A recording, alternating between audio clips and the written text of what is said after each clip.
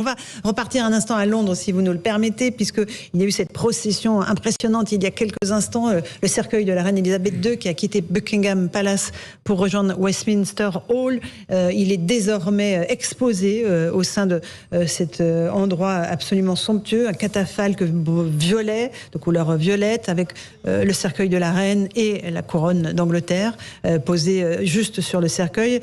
Nous sommes avec Vincent Farandez et Thibaut Marcheteau. Vous êtes sur le pont sur lequel des centaines déjà de Britanniques font la queue pour pouvoir aller rendre hommage à leur souveraine. Oui, nous sommes sur le Westminster Bridge, c'est-à-dire le pont en face du London Bridge. C'est là-bas que commence la queue, en face de nous, je ne sais pas si vous voyez. Et il y a cette immense file d'attente ici sur les quais de la Tamise. C'est très impressionnant. Je ne sais pas si vous pouvez vous en rendre compte avec nos images actuellement. Eh bien, la file d'attente fait à peu près 5 km.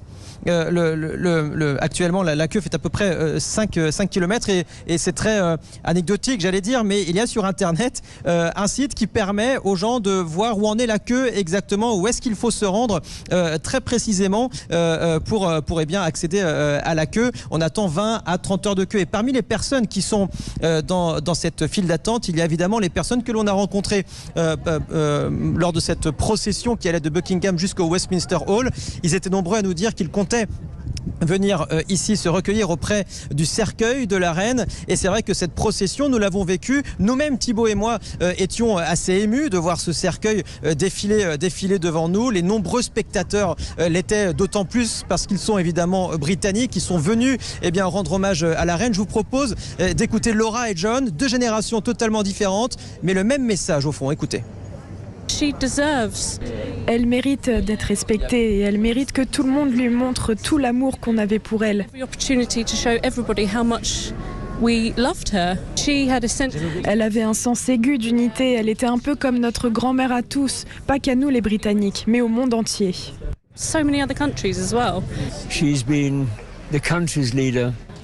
Elle était le leader du pays, le leader de l'armée. Son décès est une grande perte. Aujourd'hui, nous allons de l'avant et son fils, le roi Charles III, sera brillant et sera à la hauteur. Voilà, et ces personnes qui étaient des inconnus juste avant la procession ont eu le temps de faire connaissance pendant 5 à 6 heures d'attente, et c'est vrai que c'était assez touchant à voir. Et pour nous journalistes, ces personnes qui se sont saluées à la fin de la procession, qui se sont encouragées, qui se sont fait des câlins pour se soutenir, parce que c'est vrai qu'il y avait beaucoup de personnes qui étaient très émues, avec parfois des larmes sur les joues. Merci beaucoup Vincent Farandez avec Thibaut Marcheteau. On va juste rejoindre l'un de nos autres envoyés spéciaux, Florian Tardif, avec Antoine Estève. Vous êtes au dernier point de passage du public avant de rentrer dans Westminster, c'est ça ?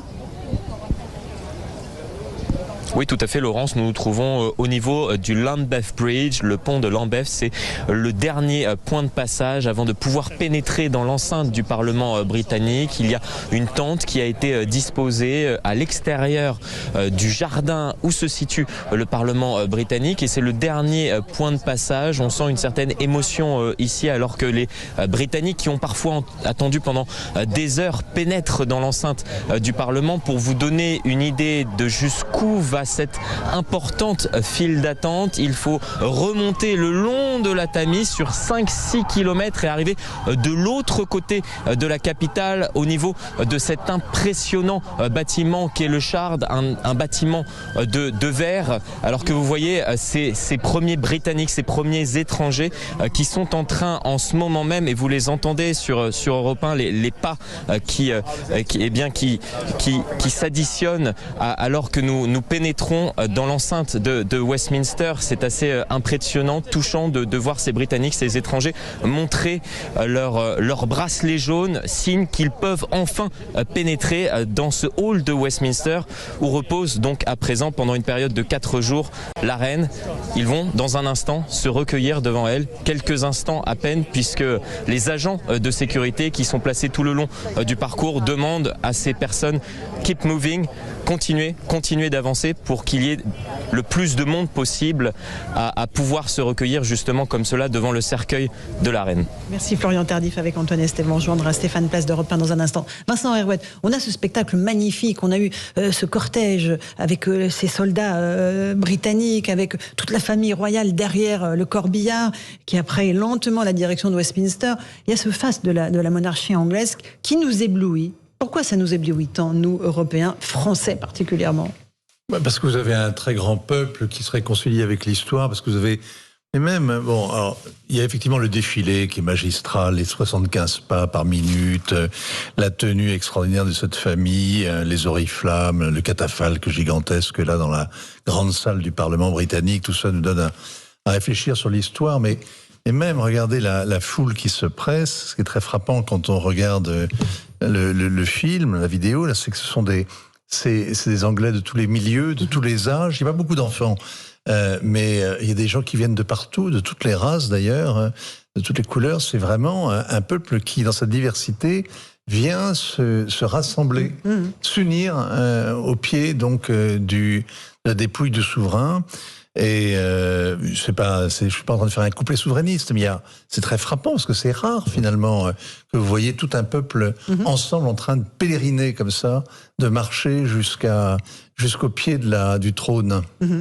Charles Consigny, cette image symbolique que nous offre le peuple britannique depuis des jours, depuis le décès de la reine, il entraîne une forme de nostalgie chez les Français, ou pas de la monarchie, mais en tout cas d'une forme d'autorité, de spiritualité qui manque au pouvoir aujourd'hui. Écoutez, moi je n'ai pas du tout ce sentiment qu'en effet on a pas mal entendu dans les médias.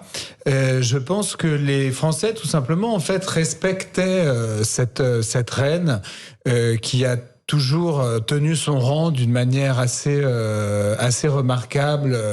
Et même, qui a commis très peu d'impairs en fait finalement durant son long règne, et qui a tenu symboliquement la tête de l'État de la couronne et de l'État britannique, de l'État anglais. Et jusqu'à récemment, y compris pendant la crise du Covid, elle avait diffusé un message vidéo qui était très fort, qui était très, avec un ton extrêmement juste. Elle avait mis les mots sur ce qui se passait. Elle avait dit Better Days Will Come. Sans dramatiser, tout en prenant la parole dans un moment qui était dur. Et donc, je crois qu'il y a surtout, en fait, une forme de respect des Français pour ça, mais je ne crois pas qu'il y ait ni une nostalgie de la monarchie, ni un sentiment que les Anglais jouiraient de je ne sais quelle spiritualité supplémentaire par rapport à la nôtre. Et de toute façon, je pense qu'en France, on ne supporterait pas un instant les privilèges dont bénéficie la famille royale britannique. Quand on voit ce qu'on fait à nos parlementaires, à qui on demande de justifier chaque tube de dentifrice acheté au cours de leur mandat, je pense pas qu'on tiendrait 48 heures avec un monarque en France. Donc je crois que c'est surtout du respect. Allez, on fait une toute petite pause. On se retrouve dans un instant sur Europe 1 et sur CNews.